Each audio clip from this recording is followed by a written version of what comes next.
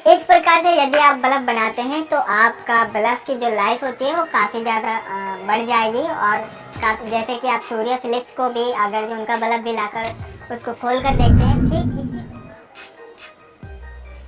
नमस्कार दोस्तों, मेरा नाम है सूरज सिंह और आप सभी का स्वागत है हमारे YouTube चैनल टेक्निकल शो में। दोस्तों, आज के इस वीडियो में मैं आपको यहाँ पर जो आपका मार्केट में सबसे ज़्यादा चलने वाला मटेरियल होता है या फिर यूँ कह लें आपका जो 9 वाट का बल्ब होता है, ये मार्केट की सबसे ज़्यादा मांग होती है इसकी और इसे ज़्यादातर सेल किया जाता है। और रिप्लेसमेंट की बात करें तो इसके अंदर ही सबसे ज़्यादा रिप्लेसमेंट भी आपको देखने को मिलता है। और रिप्लेसमेंट जो है ज़्यादातर क्यों आती है, उसका रिप्लेसमेंट आने का कारण ज़्यादातर यही होता है कि जो कस्टमर होता है वो ठीक से बल्ब को तैयार नहीं कर पाता है, जिसके कारण रिप्लेसमेंट आते हैं। अब दोस्तों देखिए, इसको बनाने का तरीका कुछ ज़्यादा कठिन नहीं होता है, सभी जानते हैं। ये आपकी हाउसिंग है, हाउसिंग के अंदर आपको इस ड्राइवर को फिक्स करना है, ठीक है। और जो ये आपकी टिकली होती है, इस पर आपको एमसीपीसी को फिक्स करना है, सोल्डरिंग करके इसको हाउसिंग में रख के इसको बंद कर देना है। लेकिन दोस्तों इतना ही मात्र इसमें काम नहीं होता है। देखिए, जो काम जितनी सफाई से किया जाए उतना ही अच्छा होता है, ठीक है। अगर जो इलेक्ट्रॉनिक्स की बात करें तो इसके अंदर आपको दोस्तों सफाई का बहुत अच्छे से ध्यान रखना होता है कि आपका जो ड्राइवर आप फिक्स कर रहे हैं वो बॉडी में अच्छे से फिक्स होना चाहिए, हिलना नहीं चाहिए, ठीक है।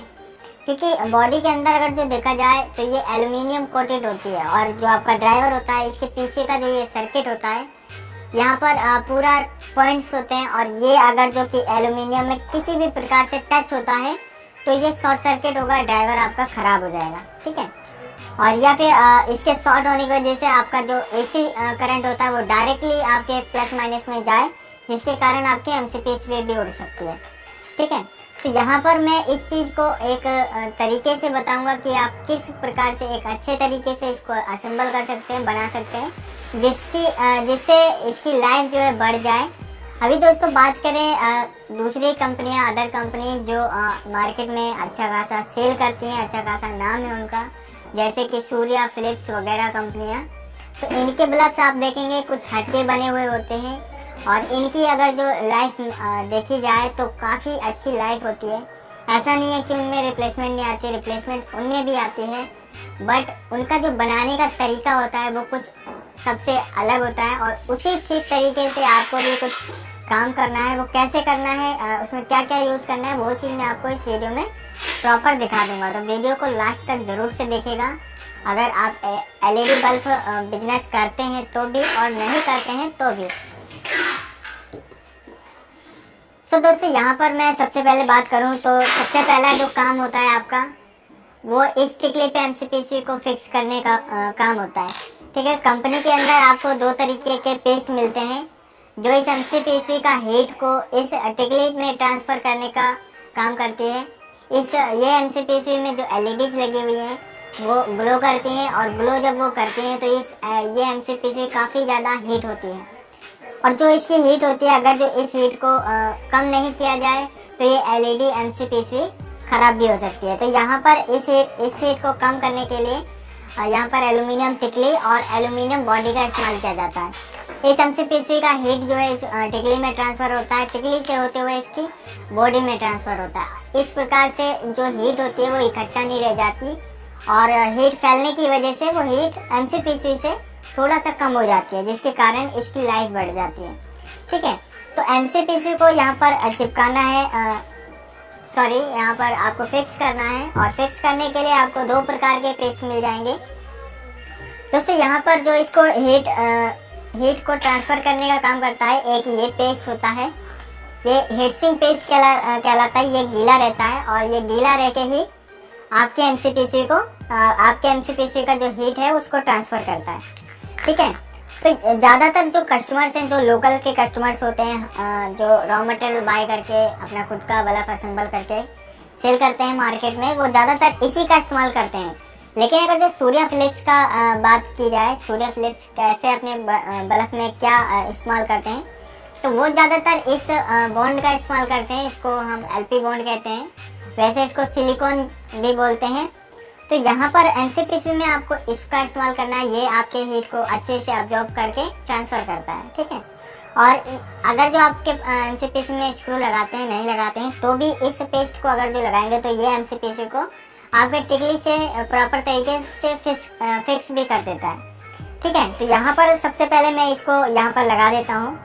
इसको आपको पूरी MCPCB पे लगाने की ज़रूरत नहीं है। जहाँ पर आपके LEDs लगे हुए हैं, जैसे कि इस साइड LEDs लगी हुई है, तो इस साइड के बैक साइड पे मैंने यहाँ पर इसको लगा दिया है, और ठीक उसी तरीके से दूसरे साइड भी हमको लगा देना है, ठीक है। इस प्रकार से कुछ लगाने के बाद में जब हम इस MCPCB को टिकली पे रखेंगे तो ये जो यहाँ पर जो ये LV बॉन्ड लगा हुआ है वो इस पे रखते ही फैल जाएगा, ठीक है। तो यहाँ पर हमने होल मैच करके इसको रख दिया है और ये अभी फैल गया है। तो फैल जाने के बाद में आपको इसमें स्क्रू मशीन है आपके पास, तो स्क्रू ड्राइवर मशीन का इस्तेमाल करते हुए आपको इसको फिक्स कर देना है। और स्क्रू ड्राइवर मशीन आपके पास नहीं है तो आप स्क्रू ड्राइवर की सहायता से भी फिक्स कर सकते हैं। तो यहाँ पर ये हमारे स्क्रू ड्राइवर मशीन है और यहाँ पर हम स्क्रू लेंगे और स्क्रू को यहाँ पर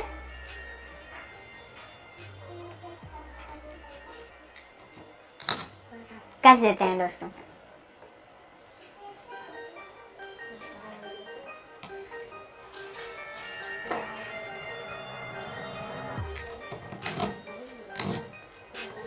यहाँ पर स्क्रू कसने के बाद में आपको इसको आपके ड्राइवर से अटैच करना है, लेकिन उससे पहले आप कोई ख़राब कपड़ा रख सकते हैं अपने पास। जो आपका कंपाउंड या हेडसिंग पेस्ट होता है वो उनके किनारों से निकल जाता है, तो उस चीज़ को आपको सबसे पहले क्लीन कर लेना है। यहाँ पर दोस्तों मैंने इसे क्लीन कर लिया है। क्लीन इसलिए करना है ताकि जब इस पर आप सोल्डरिंग वगैरह करें तो सोल्डरिंग भी काफ़ी अच्छे तरीके से होनी चाहिए, ठीक है। अभी सोल्डरिंग करने के लिए आपको जो ये ड्राइवर है आपको इसमें अटैच करना है। और दोस्तों इस चीज़ को आप याद रखें कि कभी भी जब भी आप बल्ब बनाते हैं तो सबसे पहले इस ड्राइवर को हाउसिंग में नहीं रखना है, उसके बाद आपको MCPCB इस प्रकार से इसमें प्रेस करके बाद में सोल्डरिंग नहीं करनी है, क्योंकि इस अकॉर्डिंग अगर जो आप बल्ब बनाते हैं तो सबसे पहले आप ड्राइवर को चेक नहीं कर पाते हैं।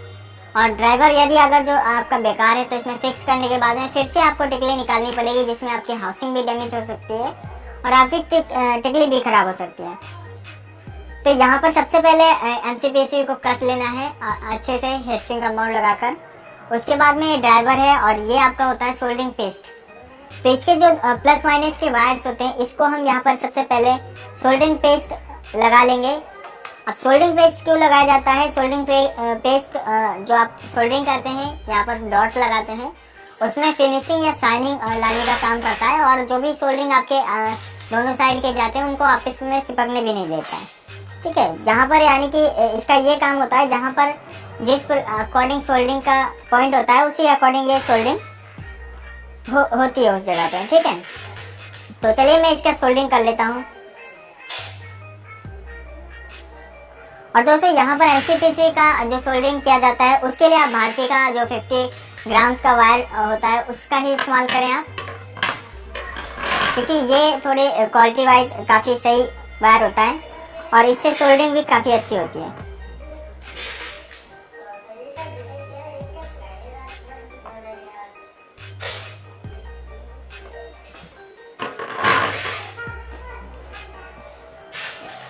उसके बाद जो आपका एक्स्ट्रा वायर होता है आपको इसे पीछे की साइड खींच लेना है, तो आपका वायर जो है ज़्यादा बाहर नहीं निकलेगा। और सोल्डरिंग की बात करें तो आप देख सकते हैं काफ़ी फिनिशिंग के साथ में सोल्डरिंग भी हो चुकी है, ठीक है।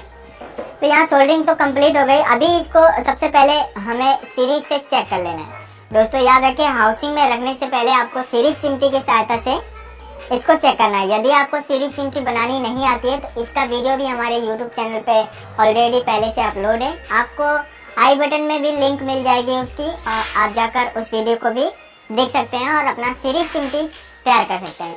सीरीज चिमटी की बात करें तो यहाँ पर ये चिमटी होती है और आपका एक बोर्ड होता है जिसमें सॉकेट होता है और एक 100 वाट का बल्ब लगा हुआ होता है, जिसमें आपको ये चीज़ टच कर दें तो आपका वो बल्ब ग्लो करता है। तो यहाँ पर मैंने स्विचिंग कर रखी है। स्विचिंग करने के बाद स्विच ऑन करने के बाद में जब हम इसको टच करते हैं तो ये हमारा बल्ब ग्लो होता है। मैं आपको बल्ब पे दिखा देता हूँ।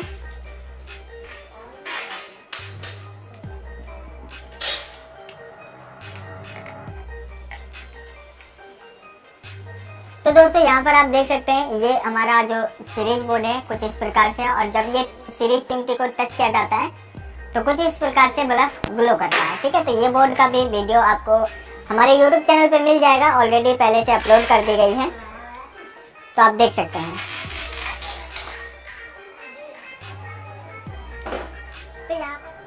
तो दोस्तों यहाँ पर मैं इस बल्ब को जो है सीरीज चिमटी से चेक कर लेता हूँ।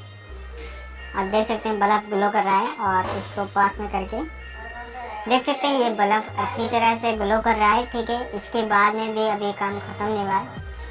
अभी जब इसको आप हाउसिंग में रखेंगे तो हाउसिंग में रखने से पहले भी आपको जो यहाँ पर लॉक दिए जाते हैं, अंदर के जो लॉक दिए जाते हैं इन पे भी आपको सेम हीटसिंक कंपाउंड डालना होता है। आप थोड़ा थोड़ा सा इन लॉक्स पे लगा देना है आपको।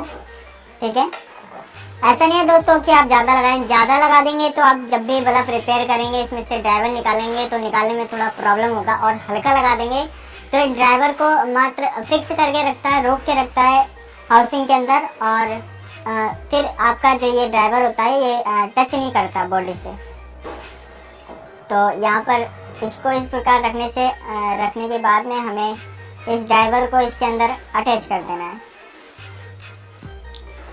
कुछ इस प्रकार से हम इस ड्राइवर को फिक्स कर देंगे, आप देख सकते हैं। ठीक है, लॉक के हिसाब से इसको बैठा देना है, बैठाने के बाद में इसको प्रेसिंग कर देनी है। तो दोस्तों यहाँ पर आप देख सकते हैं, यहाँ पर मैंने इस बल्ब को जो अच्छे से प्रेस कर दिया है। अच्छे से प्रेस करने के बाद में अभी हमारा काम आता है B22 का, और जैसे कि आप देख सकते हैं इधर थोड़ा पेस्टिंग आ गया है, तो इसको भी हमें अच्छे से साफ कर लेना है। ठीक है दोस्तों, यहाँ पर प्रेसिंग करने के बाद में बाकी हमें क्लीनिंग कर लेनी है। क्लीनिंग करने के बाद में आपका जो अगला काम आता है उसे आता है B22 कैप लगाने का। B22 कैप को यहाँ पर इस प्रकार से अटैच करेंगे। अटैच करने के बाद में इसको सबसे पहले आपको पंचिंग मशीन की सहायता से पंच कर लेना है, और यहाँ पर फिलहाल पंचिंग मशीन उपलब्ध नहीं है तो मैं इसको बाद में पंच करवा दूंगा। तो मैं अभी आपको आगे का प्रोसेस दिखाता हूँ इसकी बिट बनाकर। तो बिट बनाने से पहले जो यहाँ पर आपके वायर्स निकलते हैं, यहाँ पर जो ये वायर्स निकले हुए हैं इनको आपको अच्छे से छोटे छोटे काट लेना है, जिससे कि आपकी सोल्डरिंग जब भी आप बिट बनाते हैं, आई बनाते हैं, तो ये वायर्स के नोक ना निकलें, और देखने में भी आपका जो बिट होता है या आई होता है वो काफ़ी खूबसूरत दिखना चाहिए। ठीक है, लगना चाहिए दोस्तों कि आपने जो आपका जो ये बल्ब बना हुआ है ये काफ़ी अच्छी क्वालिटी का या क्वालिटी वाइज है। सो दोस्तों मैं यहाँ पर इन वायर्स को काफ़ी छोटा काटना होता है, इसको कुछ इस प्रकार से। तो दोस्तों आप देख सकते हैं इसको मैंने कुछ इस प्रकार से काट लिया है। आप देख सकते हैं कितने छोटे वायर्स मैंने काटे हैं। ठीक है, और फिर इसको अच्छे से नीचे की ओर प्रेस कर देना है। प्रेस करने के बाद में ये बराबर से नीचे अटैच हो जाएंगे। अटैच होने के बाद में यहाँ पर दोस्तों आपका जो ये भारती का सोल्डरिंग वायर होता है, भारती के सोल्डरिंग वायर से आपको बिट नहीं बनानी होती है, क्योंकि ये वायर जो होता है ये थोड़ा हल्का होता है, और अगर जो आपके होल्डर में स्पार्क जनरेट होता है तो ये डिसोल्ड हो जाएगा, या फिर इसमें निशान पड़ जाएंगे, या फिर ये डिसोल्ड होकर आपस में शॉर्टिंग भी कर सकता है। तो इसके लिए ये लक्ष्मी का वायर आता है 250 ग्राम का। ये थोड़ा हार्ड होता है और जल्दी मतलब नॉर्मल हीट पे ये पिघलता नहीं है, और ये आपका नॉर्मल हीट पे भी पिघल जाता है। तो इसलिए हमें जो बिट बनानी है वो इस वायर के थ्रू बनानी है। इस वायर से बनाना थोड़ा मुश्किल होता है, और आपके इसकी आई बनाते वक्त आपको ध्यान रखना होगा कि आपकी जो सोल्डरिंग मशीन है वो काफ़ी अच्छे तरीके से गर्म होनी चाहिए।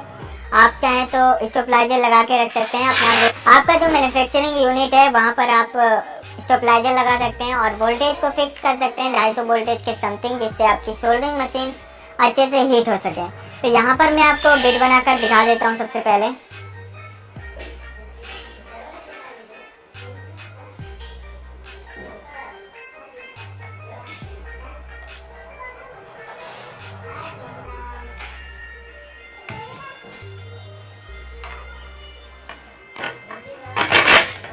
तो दोस्तों यहाँ पर आप देख सकते हैं ये बिट यहाँ पर आई जो इसकी है वो बनके तैयार हो चुकी है, और कुछ इस प्रकार से आप देख सकते हैं काफ़ी बराबर साइज में काफ़ी अच्छे से ये बिट्स बनी है। आपको एक चीज ध्यान रखनी होगी, जब भी आप आई बनाते हैं तो ये आपको बराबर साइज में बनानी है, एक ज़्यादा या एक कम नहीं होना चाहिए, जिससे जब ये आप होल्डर में लगाते हैं तो ये होल्डर में तिरछा ना हो। ठीक है, ये प्रॉपर तरीके से सेट होगा। और इसको सोल्डरिंग करने के बाद में भी आप थिनर वगैरह से इसकी सफाई कर सकते हैं, जिसके बाद इसमें शाइनिंग भी बनी रहेगी।